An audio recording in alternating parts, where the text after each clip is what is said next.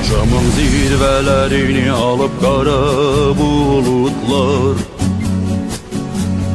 vətən uğrunda ölmeye hazırıq biz aydaqlar.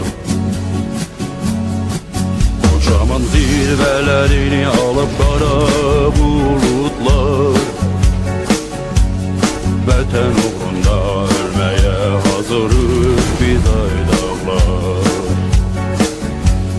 Bu dağlardan o yana, qayalardan o yana, belə dönəcəyik, məni gözlə ayana.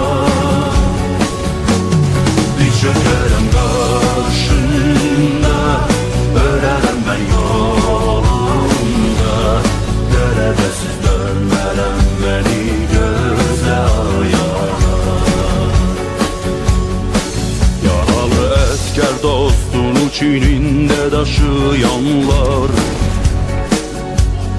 gözyaşları gözlerinde ebedi quruyanlar. Vahime ağrı ayrılık itki gören körpələr, saf uşaqlıq çağlarını dağlarda itirenler.